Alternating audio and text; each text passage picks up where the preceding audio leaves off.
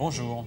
Philippe, quelle recette de terrine faisons-nous? Aujourd'hui, on va faire une terrine de lapin au thym et aux noisettes. On a choisi un lapin de 1,5 kg, désossé. On conserve les deux cuisses, les deux filets, le foie, les deux rognons et le cœur. Et le restant, on le hache. Avec 300 g de gorge de porc.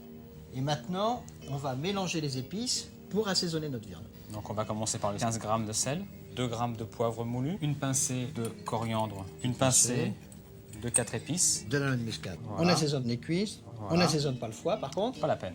Et le restant... Et le reste, on le met dans la farce. On va y ajouter 1,5 décilitre de vin blanc et 5 centilitres de cognac.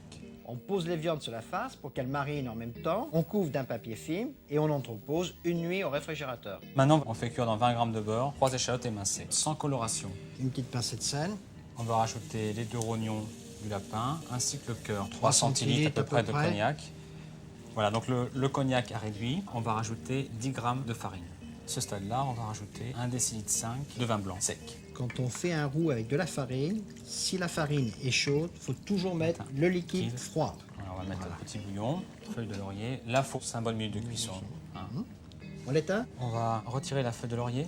On la remplace par les brisures de thym et de cuillère à soupe de peluche de persil plat. On va le refroidir tout de suite dans un peu de glace. On va pouvoir maintenant la terminer, c'est-à-dire la mettre au robot là, pour la mixer très fin. Alors on met le foie.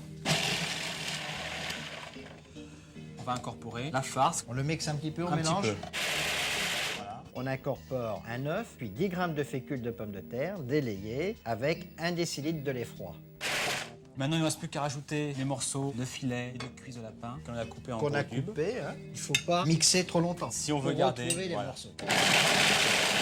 On garnit la terrine en mettant un tiers de farce, la moitié des noisettes, un tiers de farce, le reste des noisettes et le reste de la farce. On pose une crépine de porc dessus. Voilà, dessus. Et on va rentrer les bords. On a cuit au bain-marie. Que l'eau arrive à une bonne moitié de la terrine. On met le couvert et on la met dans le four préchauffé à 140 degrés pendant 1h30. Qu'est-ce que ça sent bon!